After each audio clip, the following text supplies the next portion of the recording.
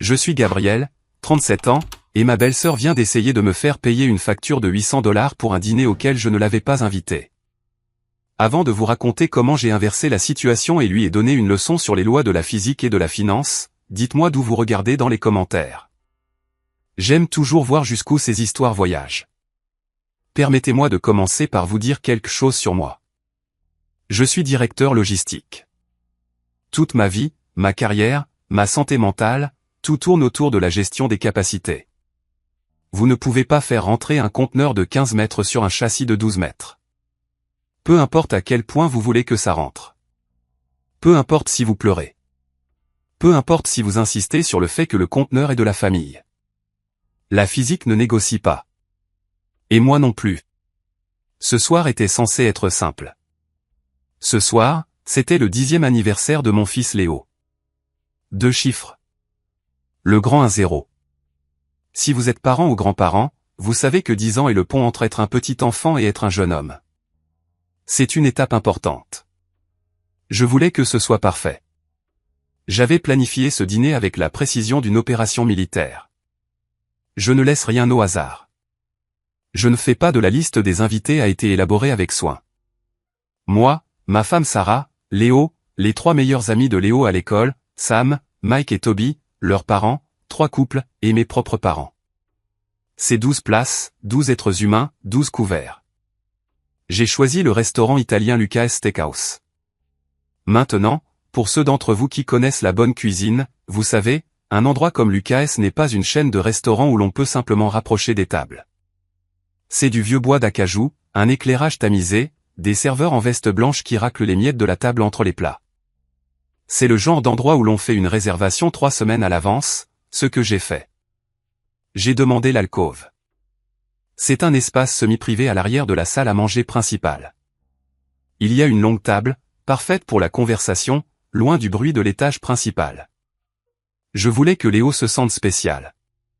Je voulais qu'il se sente comme un roi tenant sa cour. Tout était prêt. Les entrées étaient précommandées pour arriver à table à 18h45 précise. Calamar pour les enfants, bruschetta pour les adultes. J'avais confirmé le nombre de convives avec le restaurant 2 fois. Mais il y a une variable dans ma vie qui défie toute logique. Une variable qui ignore la capacité, le budget et la décence. Ma belle-sœur, Brenda. Brenda a 42 ans, et elle est ce que les gens appellent de nos jours l'enfant prodige. Moi, je l'appelle une catastrophe naturelle. Vous connaissez le genre. C'est celle qui emprunte de l'argent et l'appelle un cadeau quand vous le lui redemandez. C'est celle qui arrive à un repas partage les mains vides et repart avec la plus grande assiette de reste. Elle croit que le monde lui doit sa vie. Et malheureusement, ses parents, mes beaux-parents, Robert et Suzanne, ont passé 40 ans à la convaincre qu'elle avait raison. Je n'ai pas invité Brenda. Je n'ai pas invité son mari, Todd. Je n'ai pas invité leurs 3 adolescents. Et je n'ai certainement pas invité la meilleure amie de Brenda, Misty, ni les 2 tout petits de Misty qui crient à un niveau sonore capable de briser le verre. Alors, imaginez mon état d'esprit quand j'ai franchi les lourdes portes en bois de Lucas à 18h30. J'ajustais mes boutons de manchette. Je me sentais bien. J'avais la main sur l'épaule de Léo. Il serrait un nouveau set Lego que je lui avais donné plus tôt, souriant de toutes ses dents. Sarah était magnifique, même si je sentais sa main trembler légèrement dans la mienne. Elle est toujours nerveuse avant les réunions de famille, surtout parce qu'elle sait que sa sœur est une bombe à retardement. Mais je lui ai serré la main. Ça va aller. Je lui ai dit, Brenda ne vient pas. C'est juste nous. Dernier mot célèbre. Je me suis approché du stand d'accueil. Le maître d'hôtel, Marco, est un homme que je connais depuis 5 ans. D'habitude, Marco possède le calme d'un expert en déminage. Rien ne le perturbe. Il a vu des déversements, des bagarres et des cartes de crédit refusées sans ciller. Mais ce soir, Marco était pâle. Il avait l'air de vouloir couper le mauvais fil. Il transpirait. Monsieur Gabriel, a dit Marco, sa voix tendue. Il a forcé un sourire pour mon fils. Joyeux anniversaire à Léo. Merci, Marco, ai-je dit. Nous sommes prêts pour l'alcôve. Le reste de la fête devrait arriver d'une minute à l'autre. Marco a grimacé. Il a réellement tressailli. Il s'est penché sur le stand, murmurant pour que Léo n'entende pas. Mais monsieur Gabriel, nous avons une situation. J'ai senti mon estomac se tordre. Quelle situation? Votre fête, a chuchoté Marco. Ils sont arrivés tôt et ils sont plus nombreux que prévu. Beaucoup plus. J'ai froncé les sourcils. C'est impossible. Mes parents garent la voiture. Les parents de Sam sont à 5 minutes. Personne n'est encore là. Marco s'est éclairci la gorge. Votre belle-sœur, Madame Brenda, est arrivée il y a 20 minutes. Elle a dit qu'elle s'occupait des places. J'ai senti le sang quitter mon visage. J'ai regardé Sarah. Ses yeux se sont écarquillés. Brenda, a chuchoté Sarah. Je ne lui avais pas dit l'heure. Je ne l'avais pas invitée. Qui est avec elle, ai-je demandé à Marco, ma voix baissant en un grognement sourd. Tout le monde, a dit Marco impuissant. Son mari, ses enfants, ses parents et d'autres. Une dame avec 2 bébés. Je n'ai pas attendu d'en savoir plus. J'ai dépassé le stand d'accueil, j'ai tourné au coin de la salle à manger principale et je me suis arrêté net. Mon alcôve soigneusement réservée, ce sanctuaire que j'avais imaginé pendant des semaines, ressemblait à une cafétéria de fraternité après un match de football. La table pour 12 était pleine, mais ce n'étaient pas les amis de Léo. Assise en bout de table, à la place spécifiquement réservée aux garçons fêtant son anniversaire, se trouvait Brenda. Elle tenait un verre de vin, riant bruyamment, la tête rejetée en arrière. À côté d'elle se trouvait Todd, l'air d'avoir déjà bu 2 verres. À côté d'eux se trouvaient leurs 3 adolescents, tous sur leur téléphone, ignorant le monde, et occupant le reste des chaises se trouvaient mes beaux-parents, Robert et Suzanne, que nous n'avions pas invités car nous voulions une soirée sans stress, et une femme que j'ai reconnue comme Misty. L'amie de Brenda du lycée, avec 2 tout petits qui tapaient actuellement des couverts contre les assiettes en porcelaine importées. Clang, clang, clang. 10 personnes, aucune invitée. Et se tenant maladroitement dans le couloir, l'air de réfugié à un poste frontière, se trouvaient les vrais invités. Sam, le meilleur ami de Léo, les parents de Sam, et mes propres mère et père. Ils étaient blottis les uns contre les autres, tenant des cadeaux, regardant la table où Brenda tenait sa cour. Ma mère m'a regardé, ses yeux posant une question silencieuse. Que se passe-t-il? J'ai senti une chaleur monter dans ma poitrine. Ce n'était pas seulement de la colère. C'était une violation. C'était la soirée de mon fils. Brenda m'a vu. Elle n'avait pas l'air honteuse. Elle n'avait pas l'air embarrassée. Elle a levé les bras, manquant de renverser un verre d'eau. Gabriel, tu es là. A-t-elle hurlé. Surprise. Tout le restaurant s'est tourné pour regarder. Nous avons décidé d'en faire une vraie affaire de famille, a annoncé Brenda, en faisant un grand geste vers la table. On ne peut pas avoir 10 ans sans tout le village, n'est-ce pas? Nous sommes arrivés tôt pour nous assurer la place. J'ai dit à ce type raide à l'entrée que nous étions la famille Sterling. Il a essayé de nous faire des reproches sur le nombre, mais je lui ai dit de juste ajouter quelques chaises. J'ai regardé la table. Il n'y avait pas de place pour glisser une serviette, encore moins 10 personnes de plus. L'alcôve était conçue pour 12. Il y avait 10 personnes assises là, et leurs manteaux et sacs étaient étalés sur les 2 chaises restantes. Brenda, ai-je dit, ma voix basse et régulière. Où Léo va-t-il s'asseoir? Oh, on trouvera bien. Elle a agité une main dédaigneuse, atteignant le panier à pain, elle a arraché un morceau de pain croustillant et l'a fourré dans sa bouche. Les enfants peuvent se serrer dans une banquette ou quelque chose. Ou peut-être que les adultes peuvent rester debout et se mélanger. Détends-toi, Gab. Todd s'est servi plus de vin. Nous avons commandé quelques bouteilles pour commencer, a-t-il dit en levant une bouteille. J'ai regardé l'étiquette. Un Barolo, un millésime 2018. Cette bouteille coûte $140 au menu. J'ai compté. Ils en avaient ouvert 3. 3 bouteilles pour $120 de vin. Avant même que je ne m'asseye, avant même que mon fils ne soit salué, j'ai regardé Léo. Il se tenait près de l'entrée, serrant son set Lego. Il ne regardait pas la nourriture. Il regardait sa tante Brenda occupant son trône d'anniversaire. Il n'avait pas l'air heureux. Il avait l'air vaincu. Il avait l'air de savoir au fond de lui que sa soirée spéciale venait d'être détournée. Ce regard sur le visage de mon fils, ce fut le moment où l'interrupteur a basculé. « Levez-vous » ai-je dit. La table est devenue silencieuse. Le tout petit de Misty a arrêté de taper avec la cuillère. « Excusez-moi, Brenda a ri. C'était un son aigu et nerveux. « Gabriel, ne sois pas impoli. Nous sommes de la famille. Nous avons roulé 40 minutes pour être ici. Vous n'étiez pas invité. » J'ai dit, c'est une réservation pour 12 personnes. Il y a 12 invités debout dans le couloir. Vous occupez leur siège. Levez-vous. Eh bien, tu ne peux pas nous chasser comme ça. La voix de Brenda s'est élevée, attirant l'attention des convives à 3 tables de distance. C'est humiliant.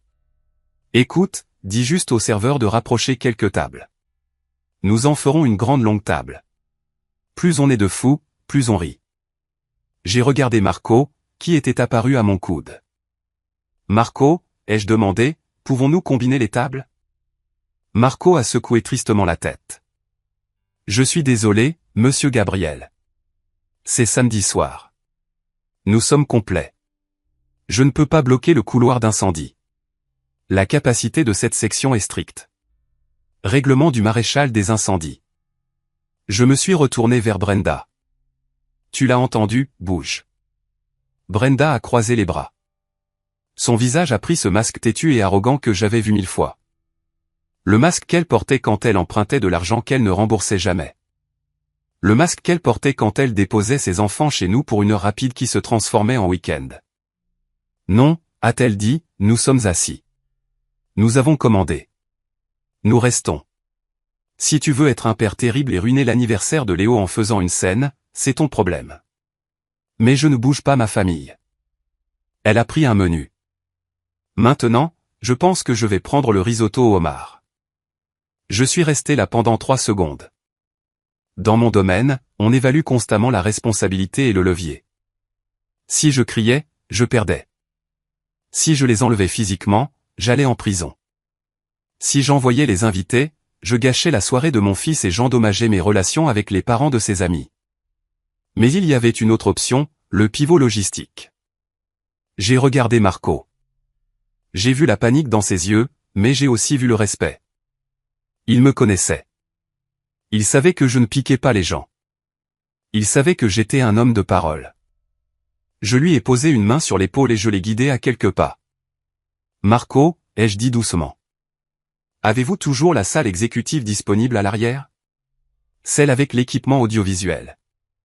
La salle de conférence? Les yeux de Marco se sont illuminés.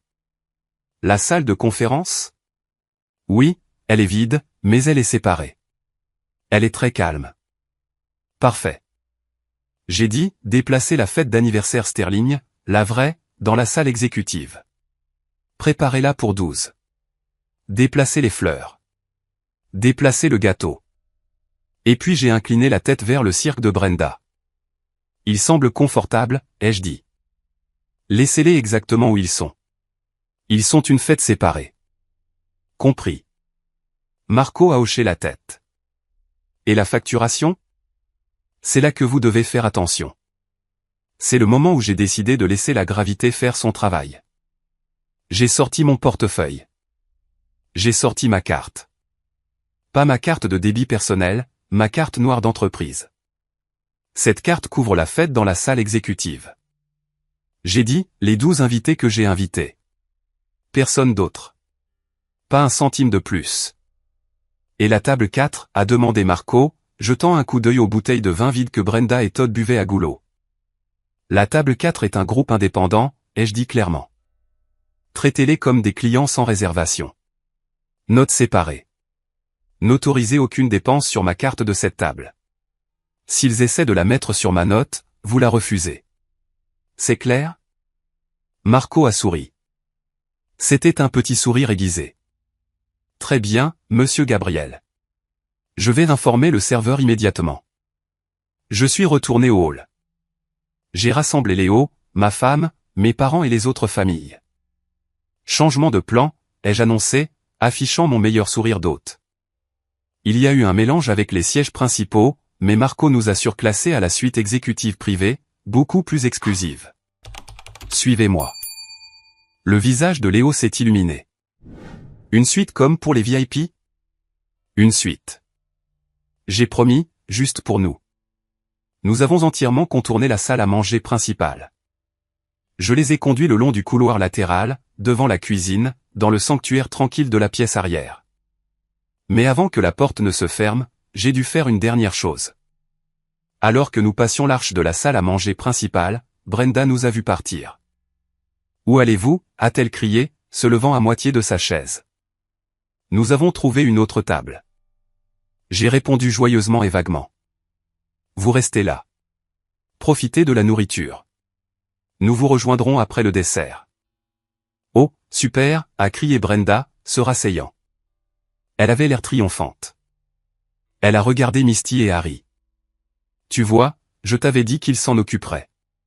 Commande les calamars pour la table. » Je l'ai entendu crier au serveur. « Et une autre bouteille de ce rouge. Nous l'adorons. » Je l'ai vu pointer agressivement le menu. Je l'ai vu se verser un autre verre de Barolo. Elle pensait qu'elle avait gagné. Elle pensait qu'elle m'avait intimidé pour que j'agrandisse la fête, absorbant son intrusion dans mon budget comme je le faisais toujours. Elle pensait que la banque de Gabriel était ouverte aux affaires. J'ai fermé les lourdes portes en chaîne de la salle exécutive. Le bruit du restaurant a disparu. « C'est bien », a dit le père de Sam, en regardant les boiseries et les nappes blanches immaculées.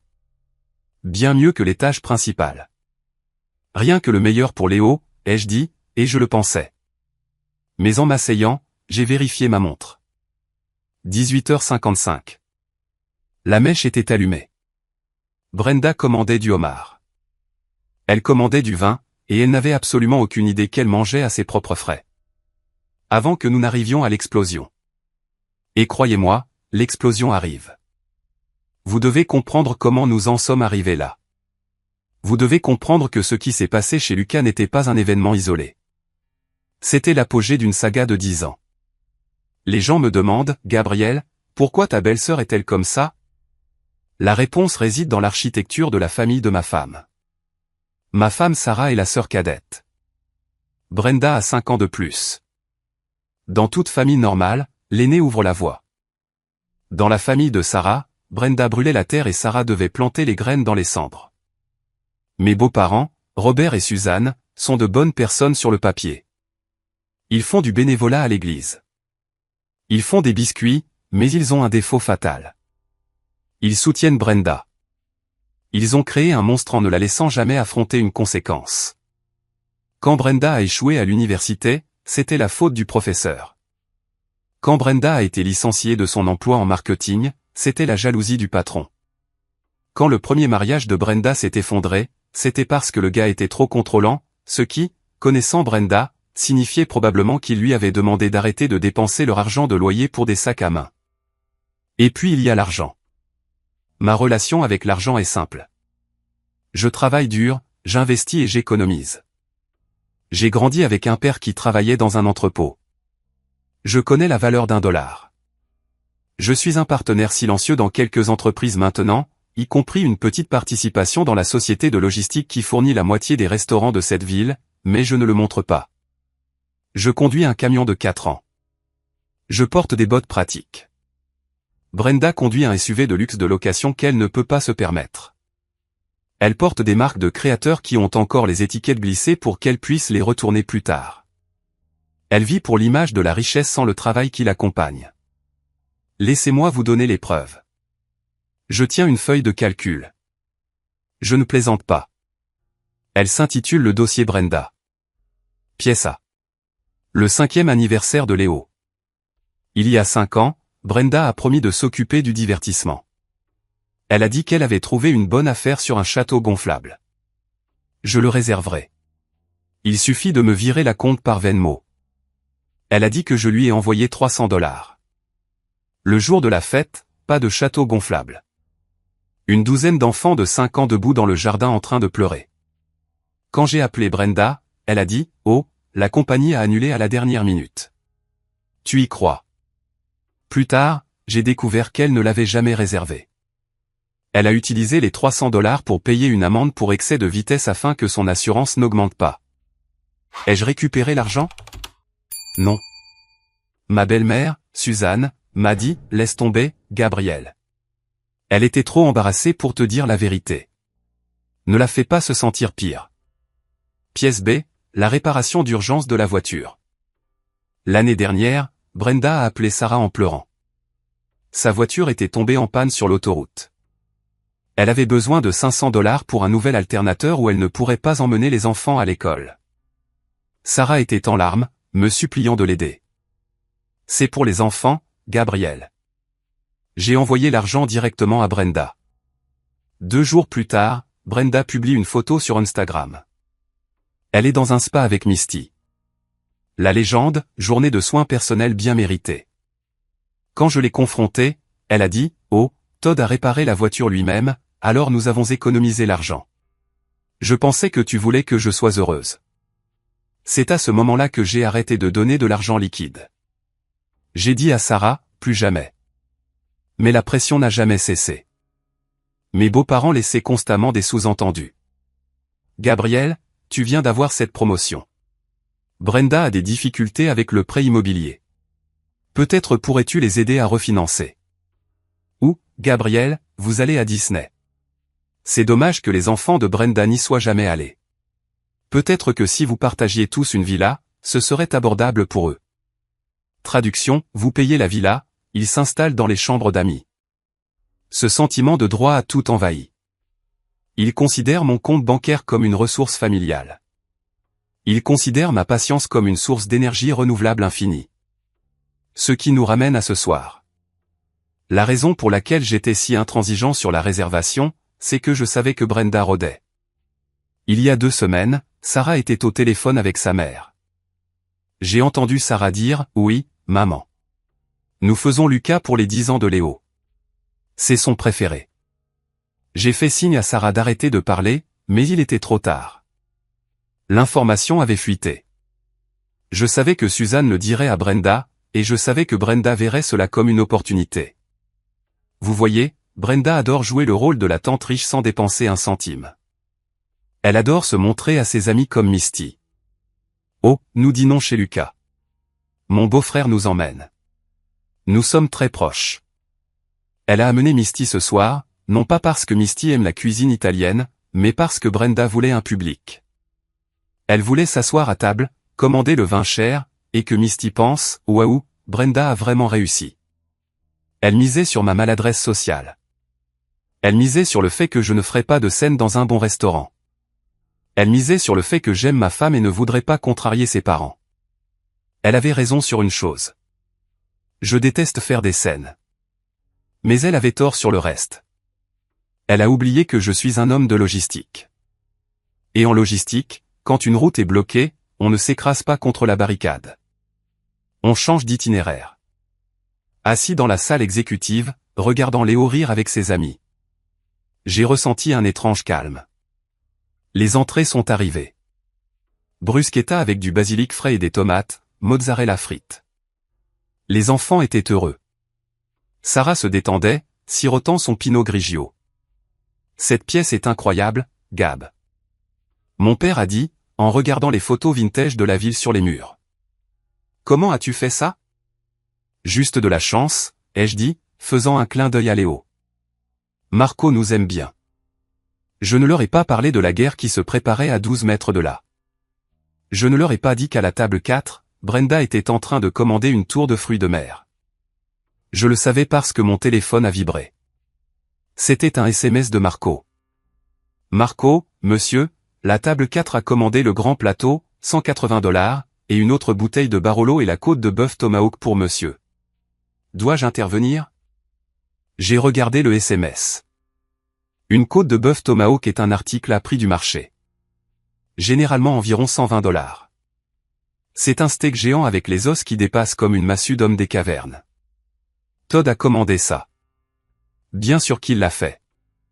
J'ai répondu par SMS, ne pas intervenir. Laissez-les commander ce qu'ils veulent. Assurez-vous simplement que l'addition est séparée et apportez-nous les calamars. J'ai posé mon téléphone. Sarah a touché mon bras. Tout va bien? Je l'ai regardée. J'aimais cette femme. Mais pendant 10 ans, elle avait été l'otage du drame de sa sœur. Ce soir, j'allais la libérer. Non pas en me battant, mais en laissant la vérité s'imposer avec le poids d'une enclume. Tout est parfait, ai-je dit. Léo passe le meilleur anniversaire de sa vie, et c'était le cas. Les serveurs de la salle exécutive étaient attentifs. Ils traitaient Léo comme un prince. Ils lui ont apporté un cocktail pour enfants avec 3 cerises. Ils ont ri à ses blagues. Pendant ce temps, je ne pouvais qu'imaginer la scène à la table 4. La gloutonnerie, l'arrogance, les acclamations, à nous. Les toasts. Brenda prenait probablement des selfies avec le homard, me taguant dedans, légendant, dîner de famille. Elle mangeait ma nourriture. Elle buvait mon vin. Elle célébrait sa victoire sur moi. Elle ne savait pas qu'elle ne mangeait pas un repas. Elle mangeait une demande de prêt qui avait déjà été refusée. Les plats principaux sont arrivés pour nous. Filet mignon pour moi, spaghettis pour les enfants, saumon pour ma mère. C'était délicieux. La conversation a coulé. Nous avons parlé du match de football de Sam. Nous avons parlé des notes de Léo. C'était le rassemblement familial paisible et respectueux dont j'avais toujours rêvé. Et pendant tout ce temps, l'horloge tournait. Tic, tac, tic. Chaque bouchée que Brenda prenait s'ajoutait au total. Chaque gorgée de vin était un intérêt composé. J'ai regardé ma montre. 20h30.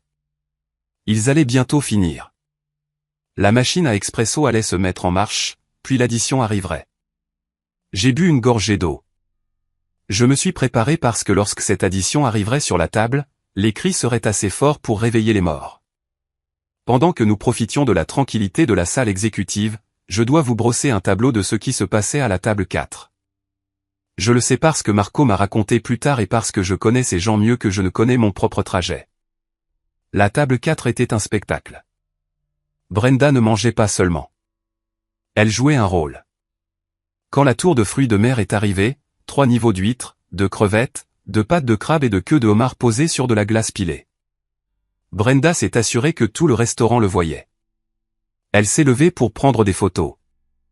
Elle a fait poser Misty avec une pince de crabe. Elle était bruyante. Rien que le meilleur, a-t-elle probablement crié. Mon beau-frère insiste. Todd, enhardi par le Barolo, donnait probablement une leçon au serveur sur la bonne façon de couper un steak. Todd est un homme qui travaille à temps partiel dans une quincaillerie, mais qui parle comme s'il gérait un fonds spéculatif. Il aime jouer les sophistiqués aux frais de quelqu'un d'autre. Il a commandé la côte de bœuf tomahawk non pas parce qu'il avait faim, mais parce que c'était le plat le plus cher du menu. Il voulait se sentir puissant. Et les enfants, les adolescents de Brenda, étaient collés à leur téléphone, levant à peine les yeux, ingurgitant des pâtes chères. Ils n'appréciaient pas la nourriture. Pour eux, ce n'était que du carburant. Les tout petits de Misty lançaient probablement des petits pains sous la table. Mes beaux-parents, Robert et Suzanne, étaient là aussi. Ils mangeaient, mais j'imagine qu'ils étaient légèrement nerveux. Ils savaient que je n'étais pas à table. Ils savaient que j'étais allé ailleurs. Mais Brenda les avait rassurés. Oh, Gabriel est juste dans la pièce du fond avec les gens ennuyeux. Il nous a dit de commander ce que nous voulions. C'est tout sur une seule note. Suzanne voulait le croire. Elle veut toujours croire au fantasme où nous sommes un grand collectif communiste heureux où mon argent est l'argent de tout le monde. Alors, elle a mangé les pétoncles. Elle a bu le vin. Elle s'est laissée bercer par la fausse sécurité des mensonges de Brenda. De retour dans la salle exécutive, l'ambiance était différente. C'était la gratitude. Sam, l'ami de Léo, regardait ses spaghettis et boulettes de viande comme si c'était de l'or. C'est les meilleures pâtes que j'ai jamais mangées, monsieur Gabriel. Il a dit, je suis content que tu les aimes, Sam dit. J'ai dit, mon père dit que cet endroit est vraiment chic, Sam a dit. Ça l'est. J'ai dit, mais ce n'est pas la nourriture chic. C'est avec qui tu la manges. J'ai regardé Sarah. Elle était détendue. Ses épaules, généralement tendues chaque fois que Brenda est à moins de 5 mètres, étaient relâchées. Elle riait à une histoire que mon père racontait sur ses vieilles parties de pêche. C'était pour cela que je me battais, pour cette paix, et je savais que dans environ 45 minutes, j'allais devoir la défendre avec tout ce que j'avais. Vers 21h, nous avons terminé nos desserts. Tiramisu pour les adultes, une énorme coupe de gelato pour Léo. Les serveurs sont entrés et ont chanté « Joyeux anniversaire ». Léo a soufflé les bougies. Il a fait un vœu. J'espère qu'il a souhaité avoir un père qui a du caractère, car c'est ce qu'il obtenait ce soir. Une fois le gâteau débarrassé, Marco a frappé doucement à la lourde porte en chêne. Il s'est glissé à l'intérieur, refermant la porte derrière lui. Il avait l'air d'avoir vu un fantôme ou un meurtre. Il s'est approché de ma chaise et s'est penché. « Monsieur Gabriel » a-t-il chuchoté. « Pourrais-je vous dire un mot ?» J'ai essuyé ma bouche avec la serviette et je me suis levé. « Excusez-moi tout le monde. Je reviens tout de suite. » Sarah a levé les yeux, une question dans ses yeux. Je lui ai fait un signe de tête rassurant, juste régler l'addition.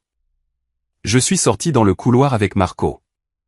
Le bruit de la salle à manger principale m'a frappé, le cliquetis des assiettes, les bavardages, le bourdonnement d'une soirée de samedi bien remplie. « La fête à la table 4, a dit Marco, baissant la voix. Ils sont prêts à partir. Ils ont demandé que l'addition soit ajoutée à la vôtre. Et vous leur avez dit ? Je leur ai dit exactement ce que vous avez dit, a répondu Marco. Je leur ai dit que la fête Sterling dans la salle exécutive avait déjà réglé leur addition et que la table 4 est une transaction distincte. Et Marco a grimacé. Et la dame, Madame Brenda, elle fait des histoires. Elle dit qu'elle refuse de payer. Elle prétend que vous l'avez invitée. Elle crie sur Kevin. Elle exige de vous voir. J'ai vérifié ma montre. 21h15. Timing parfait. Je m'en occupe, ai-je dit. Monsieur Gabriel. Marco a hésité. Elle est très agressive. Voulez-vous que j'appelle la sécurité ? Pas encore, ai-je dit. Laissez-moi leur parler d'abord. Mais Marco, oui. Gardez la note de la table 4 à portée de main. Je veux voir la liste détaillée. Je l'ai ici même. Marco m'a tendu un dossier en cuir. Je l'ai ouvert. J'ai parcouru la liste. 3X Barolo 2018, $420. Un X Tour de fruits de mer, $180. Un X Côte de bœuf Tomahawk, $125. 2X Risotto au homard, $90. Apéritif, accompagnement, dessert, cocktail. Sous-total $1150. Taxe $90. Total $1240. Ma mâchoire s'est serrée. Ils avaient dépensé plus de $1000. Non invité. Attendez, je croyais que c'était $800. Ils ont commandé plus de vin après votre départ, a chuchoté Marco, lisant dans mes pensées. Et une tournée de shots de limoncello. Bien sûr qu'ils l'ont fait. J'ai fermé le dossier. D'accord, allons-y. J'ai descendu le couloir. J'entendais la voix de Brenda avant même de la voir. C'est ridicule. C'est illégal. Vous ne pouvez pas nous faire payer. Mon beau-frère est à l'arrière. Allez le chercher. C'est lui qui a l'argent. J'ai tourné le coin de la salle à manger principale. La scène était une zone sinistrée. La table 4 était couverte de débris. Serviettes froissées sur le sol. Taches de vin sur la nappe blanche. Et au centre de tout ça, Brenda était debout, hurlant sur Kevin, le jeune serveur terrifié. « Je ne paie pas ça !» a-t-elle crié. « Savez-vous qui nous sommes ? Je suis juste ici, ai-je dit. » Ma voix n'était pas forte, mais elle a percé le bruit. Brenda s'est retournée. Son visage était rouge et chaud à cause du vin et de la rage. Son rouge à lèvres était étalé. Elle ressemblait à un tout petit en colère et désordonné. « Gabriel » a-t-elle sifflé. « Qu'est-ce que c'est que ça ? Cet idiot de serveur nous a apporté une facture. Une facture de $1200. » Elle a jeté la main vers le serveur comme s'il était des ordures. « Il dit que tu as payé pour ta table, mais pas la nôtre. » Brenda a crié, « Règle ça. Mets ta carte. Nous sommes prêts à partir. » Tout le restaurant regardait. Le couple à la table 5 avait arrêté de manger leurs pâtes. L'homme d'affaires à la table 6 regardait par-dessus ses lunettes. C'était ça, le moment de vérité. Je me suis approché de la table. J'ai regardé le désordre. J'ai regardé les bouteilles de vin vides. J'ai regardé Todd, qui regardait ses chaussures. J'ai regardé mes beaux-parents, qui avaient l'air terrifiés. J'ai jeté un coup d'œil au dossier en cuir sur la table, et je dis calmement. Ça me semble juste. 3 bouteilles de Barolo, steak tomahawk, homard. L'inflation est difficile, n'est-ce pas? Règle ça. Brenda a exigé, pointant un doigt manucuré sur ma poitrine. Elle m'a piqué. Arrête de jouer. Nous sommes tes invités. J'ai repoussé son doigt. Vous n'êtes pas mes invités, ai-je dit. Je l'ai dit assez fort pour que les tables voisines entendent. J'ai invité 12 personnes, ai-je dit. Elles sont dans la pièce du fond. Vous avez amené 10 personnes non invitées, piraté une table réservée et commandé sans regarder les prix parce que vous avez supposé que j'étais un paillasson. Nous sommes de la famille, Todd a ajouté, se levant. Il a un peu chancelé. Il était ivre. On ne traite pas la famille comme ça. La famille demande, ai-je dit, regardant Todd droit dans les yeux. Les parasites envahissent. Des murmures des tables voisines. Les yeux de Brenda ont exorbité. Comment oses-tu? Je n'ai pas $1200. Gabriel, nous ne pouvons pas payer ça. Alors tu n'aurais pas dû commander la côte de bœuf tomahawk, ai-je dit, pointant l'os dans l'assiette de Todd. C'est un article à prix du marché. Généralement environ $120. Je croyais que c'était un menu fixe, Todd a bégayé. Comme, inclus. C'était, ai-je dit, pour mes invités. Vous ne faisiez pas partie de l'ensemble. Brenda a regardé autour de la pièce. Elle a vu la réalité se refermer. Elle a vu le gérant debout près de la cuisine, les bras croisés. Elle a vu les autres convives la juger. Elle a changé de tactique. La colère a disparu, remplacée par des larmes manipulatrices. David, Gabriel, s'il te plaît. Elle a baissé la voix en un murmure. Elle m'a attrapé le bras. Ne fais pas ça. Pas devant les enfants. Pas devant papa et maman. Paie juste. Je te rembourserai la semaine prochaine. Je te promets. J'ai regardé sa main sur mon bras. Me rembourser la semaine prochaine? J'ai répété. J'ai ri. C'était un son froid et sec. Brenda, tu me dois encore $300 pour le château gonflable du 5e anniversaire de Léo. Tu me dois $500 pour la réparation d'urgence de la voiture l'année dernière. Tu me dois pour la compte de la location de vacances que tu as oublié d'envoyer. J'ai une feuille de calcul. Tu veux la voir? Elle s'est figée. Je t'en supplie, a-t-elle dit. Des larmes coulaient maintenant. Une vraie panique. Mes cartes de crédit, elles sont au maximum. La carte de débit de Todd ne fonctionnera pas. Nous ne pouvons pas payer ça. Je ne peux pas vous aider, ai-je dit. Ma facture est réglée. C'est entre vous et le restaurant. Je me suis tourné vers Marco. Le service à cette table était-il adéquat? Nous avons fait de notre mieux, a dit Marco, observant le désordre. Alors je suggère que vous ajoutiez les 20% de pourboire obligatoires pour les grandes fêtes, ai-je dit haut et clair. Kevin a travaillé dur pour gérer ça. Idiot. Brenda a crié après moi alors que je me retournais pour partir. Si tu franchis cette porte, c'en est fini de nous. Tu m'entends? Je ne te parlerai plus jamais. Je me suis arrêté. Je me suis retourné une dernière fois. C'est une promesse, ai-je demandé. Puis-je la voir par écrit? Je suis parti. Je n'ai pas regardé en arrière, mais j'ai entendu le grabuge commencer. J'ai entendu Marco demander une carte de crédit. J'ai entendu Brenda pleurer. J'ai entendu Todd crier dans son téléphone, essayant probablement d'appeler une banque qui n'était pas ouverte. Je suis retourné dans la salle exécutive. J'ai pris une grande inspiration. J'ai remis mon sourire. J'ai ouvert la porte. Qui est prêt pour les cadeaux, ai-je demandé. Maintenant, il y a une information que je ne vous ai pas encore donnée. Une information que Brenda ne connaît pas. Mes beaux-parents ne connaissent pas. Même Sarah n'en connaît que la moitié. Brenda m'a traité de riche parce qu'elle pense que j'ai un bon salaire. Elle pense que je suis un pantin d'entreprise qui a eu de la chance. Elle ne sait pas qu'il y a 5 ans, je n'ai pas seulement eu une promotion.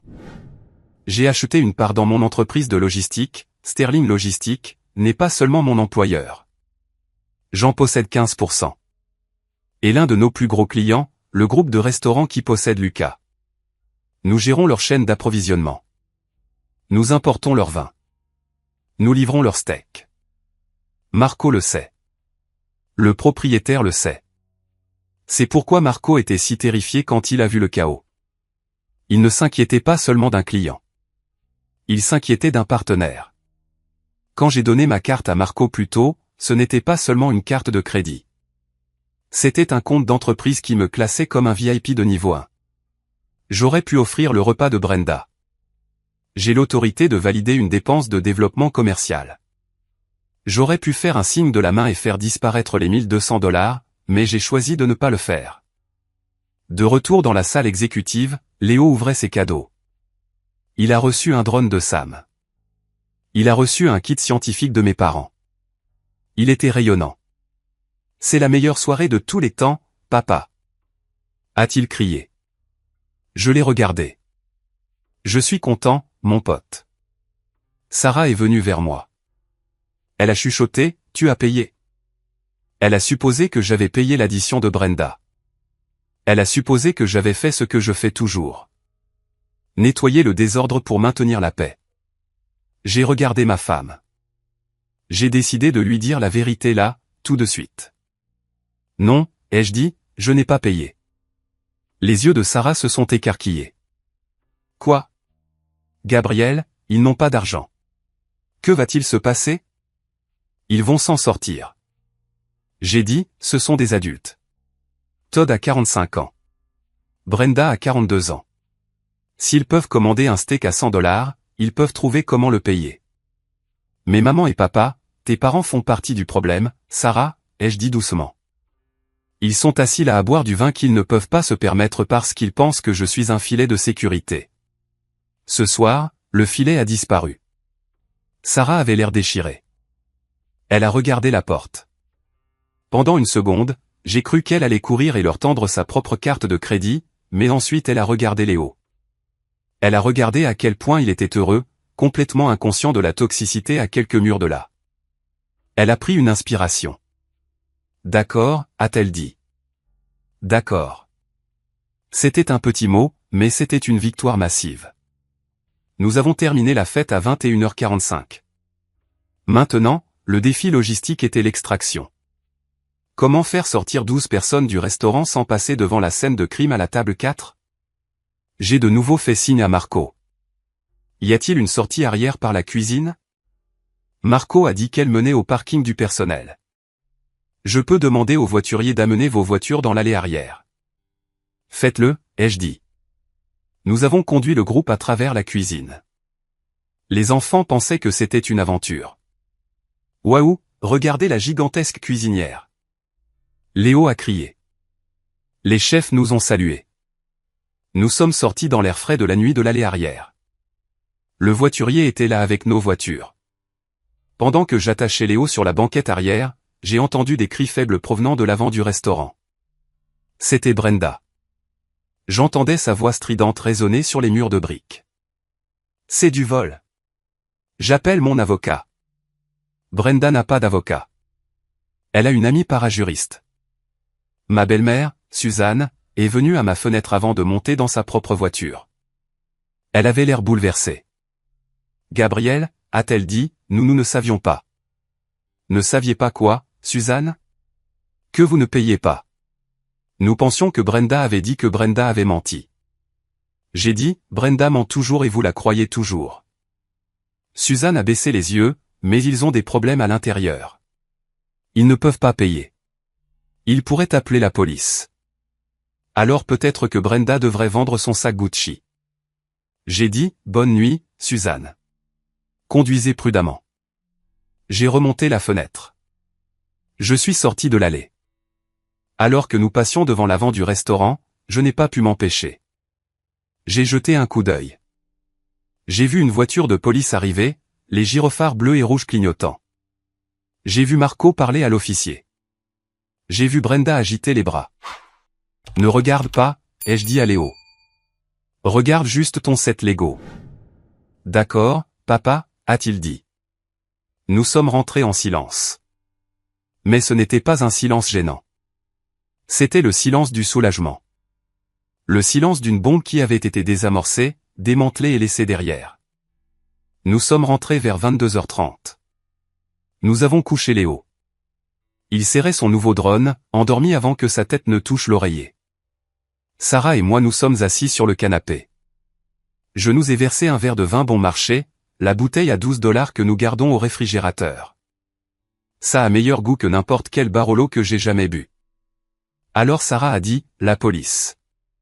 J'ai vu des lumières. J'ai admis que le téléphone de Sarah sonnait depuis 1 heure. Elle l'avait retourné. Maintenant, elle l'a retourné. 42 appels manqués. Elle a dit, Brenda, maman, Todd, Misty, ne réponds pas. J'ai dit. Elle a regardé l'écran. Un message texte est apparu de Brenda. Brenda, tu es un monstre. J'espère que tu te sens bien. Un homme riche qui marche sur les pauvres. La police est là. Tu nous as humiliés. Sarah l'a lu à haute voix. Sa voix tremblait. Sommes-nous des monstres, Gab? Non, ai-je dit.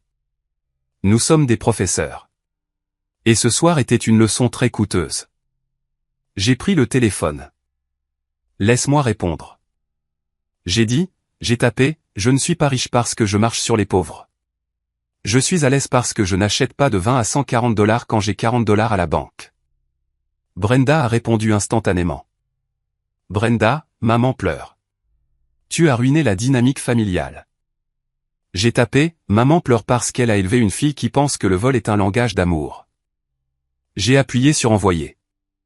Puis j'ai regardé Sarah. Bloque-les. J'ai dit, juste pour ce soir. Donne-toi la paix. Elle l'a fait. L'histoire complète de ce qui s'est passé à l'intérieur du restaurant est sortie le lendemain matin. Ma belle-mère, Suzanne, a appelé le téléphone fixe. Le seul numéro que nous n'avions pas bloqué. Elle pleurait. Apparemment, Brenda et Todd n'avaient pas l'argent. Loin de là. Ils avaient 3 cartes de crédit au maximum. La carte de débit de Todd a été refusée pour fonds insuffisants.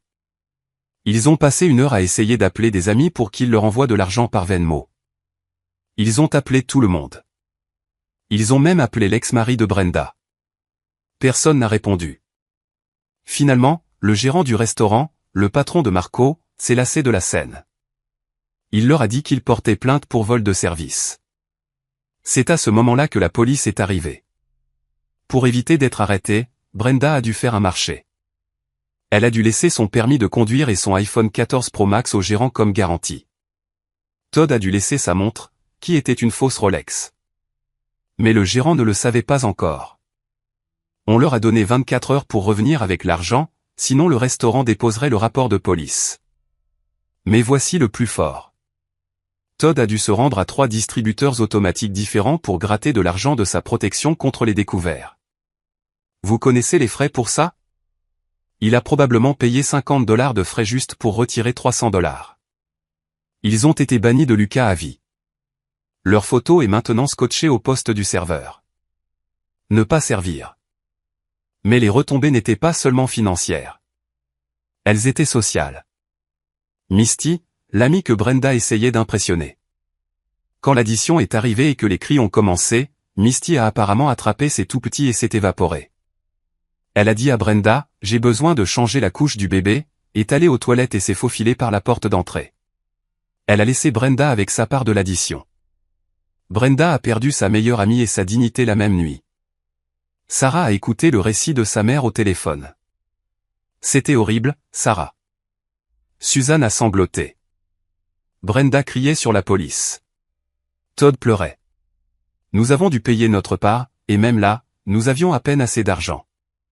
Pourquoi n'aviez-vous pas d'argent, maman? Sarah a demandé. Vous avez commandé les pétoncles. Eh bien, nous pensions que Gabriel, arrête, Sarah a dit.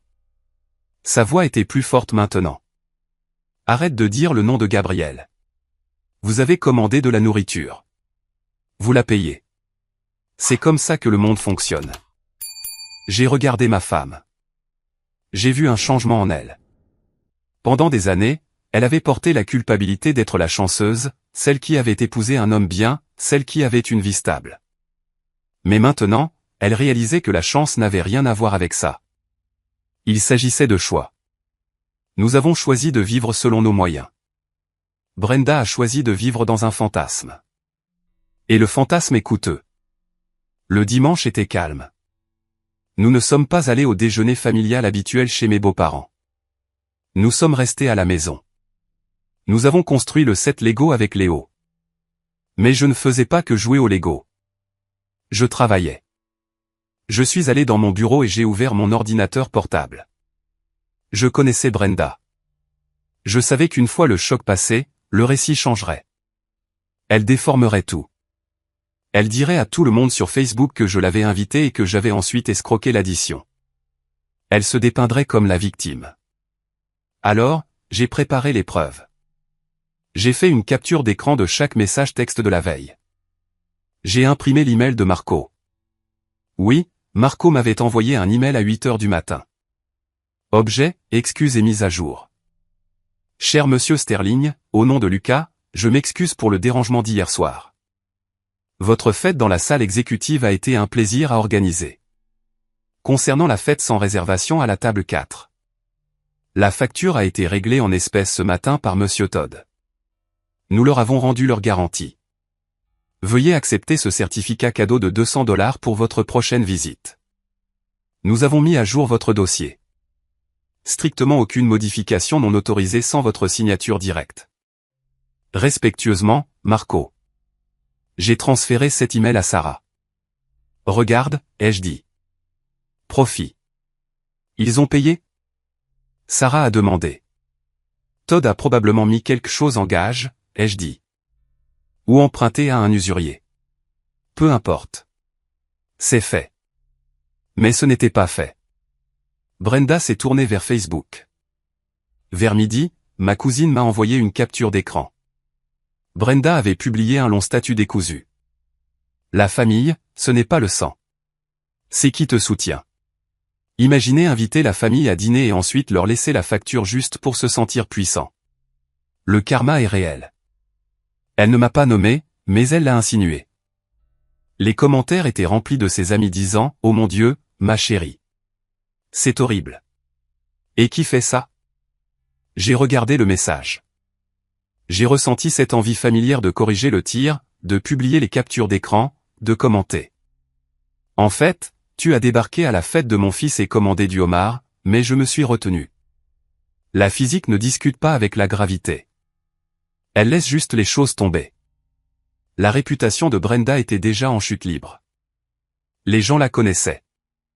Les amis qui commentaient étaient ceux qui ne la connaissaient pas encore assez bien pour qu'elle leur doive de l'argent. Ne t'engage pas, me suis-je dit. J'ai classé la capture d'écran dans le dossier intitulé « Brenda, ne pas admettre ». Puis sont venus les singes volants. En psychologie, les singes volants sont les personnes que le narcissique envoie pour exécuter ses ordres. Mon téléphone a sonné. C'était tante Linda, la tante de Sarah. Gabriel, a-t-elle dit, sa voix sévère. J'ai entendu ce qui s'est passé. Je suis très déçu. C'est ça, Linda? Oui, tu as embarrassé la famille. Même si Brenda a fait une erreur en venant tôt, tu as tellement de choses. N'aurais-tu pas pu simplement être le plus grand? Cette phrase, être le plus grand. Je déteste cette phrase. C'est presque toujours un code pour être celui qui accepte l'abus en silence. Linda, ai-je dit, laisse-moi te poser une question. Si quelqu'un s'introduisait chez toi et commençait à manger ta nourriture, les paierais-tu pour le privilège? C'est différent. Non, ce n'est pas le cas. Brenda a perturbé un événement privé. Elle a commandé pour $1200 de nourriture. Si tu y tiens tellement, je peux t'envoyer le reçu. Tu peux rembourser Todd. Sois la plus grande femme. Linda a raccroché. J'ai bloqué Linda. Le troupeau s'amincissait. La toxicité était filtrée de ma vie, un numéro bloqué à la fois. C'était fantastique. Une semaine passa. Le silence des beaux-parents était assourdissant. D'habitude, Suzanne appelle Sarah tous les jours. Maintenant, rien. Sarah était triste au début, mais ensuite elle a remarqué quelque chose. Elle dormait mieux. Ses maux de tête liés à l'anxiété avaient disparu. Elle a réalisé que les appels téléphoniques quotidiens n'étaient pour la plupart que sa mère déversant du traumatisme et de la culpabilité sur elle. Sans cette infusion de négativité, Sarah s'épanouissait. Puis, l'autre coup est tombé. J'ai appris les détails par un ami commun de Todd. Vous vous souvenez que je vous ai dit que Brenda avait dû laisser son iPhone comme garantie? Eh bien, lorsque le gérant a tenu le téléphone, il a vu des notifications apparaître. Agence de recouvrement, paiement urgent de voiture en retard. Dernier avis d'hypothèque. Apparemment, la façade de la riche Brenda était construite sur un gouffre. L'incident au restaurant a été le catalyseur. Parce que Todd a dû vider son découvert pour payer la facture. Un chèque pour leur location de voiture a rebondi le lendemain. La société de leasing n'a pas attendu. Ils ont repris le SUV mardi. Brenda est sortie de son allée pour aller au yoga, ou faire semblant d'aller au yoga, et son char de luxe avait disparu. Cela a forcé une confession. Todd a avoué à ses parents qu'ils avaient 60 000 $ de dettes de carte de crédit. Les beaux-parents, Robert et Suzanne, étaient horrifiés, mais ils étaient également à sec. Ils ne pouvaient pas les renflouer cette fois. L'enfant prodige s'était finalement terni. Sarah a reçu un appel de son père, Robert, vendredi. Il avait l'air vieux, vaincu. Sarah, a-t-il dit, nous sommes au courant pour la voiture. J'ai entendu Sarah dire que nous avions tort. Robert a dit que cela semblait lui faire mal de le dire. Nous l'avons gâtée. Nous pensions que si nous l'aidions un peu plus, elle se remettrait sur pied. Mais elle ne le fait jamais. Non, papa. Elle ne le fait pas. Ton mari, Gabriel, il avait raison. Robert a dit que c'était dur, mais peut-être que c'était nécessaire. Sarah a pleuré après cet appel, mais c'était des larmes de soulagement. Le sort était rompu. Elle m'a regardé. Tu nous as sauvés, a-t-elle dit. Si nous avions payé cette facture, il l'aurait refait à Noël et le prochain anniversaire et la remise des diplômes. La physique, ai-je dit. Toute action a une réaction égale et opposée. J'ai juste cessé d'absorber leur impact. Nous n'avons pas vu Brenda pendant 6 mois. La prochaine fois que nous l'avons vue, c'était lors d'un rassemblement de Thanksgiving que nous avons organisé selon nos conditions. Elle est arrivée dans une Honda Civic d'occasion. Elle portait un jean, pas de pantalon de marque. Elle était silencieuse. Elle ne s'est pas excusée auprès de moi. Brenda est incapable de s'excuser, mais elle n'a rien exigé non plus. Elle a mangé sa dinde, complimenté le chef et est partie tôt. Elle avait l'air plus petite, mais elle avait aussi l'air réelle. Pour la première fois, elle vivait dans la réalité. Todd m'a serré la main à la porte. Contente de te voir, Gab, a-t-il dit. Il avait l'air fatigué. Il faisait des heures supplémentaires à la quincaillerie maintenant, mais il y avait un nouveau respect dans ses yeux. Il savait que je le voyais et il savait que je n'étais plus une proie. Alors, nous y sommes. Cela fait 1 an depuis l'incident chez Lucas. Léo a 11 ans maintenant. Nous sommes retournés chez Lucas pour son 11e anniversaire, juste nous 3. Marco nous a accueillis comme des rois. Nous nous sommes assis dans l'alcôve. C'était paisible. J'ai regardé le menu. Le Barolo est maintenant à 150 $. L'inflation est vraiment difficile. J'ai commandé un verre de vin rouge de la maison. C'était délicieux. Les gens me demandent si je le regrette. Si je regrette d'avoir humilié ma famille en public. Si je regrette d'avoir indirectement fait perdre sa voiture à ma belle-sœur, j'y pense, puis je pense aux 800 $, ou plutôt aux 1240 $. Cet argent est actuellement dans un plan d'épargne études 529 pour Léo. Il fructifie. Il accumule des intérêts.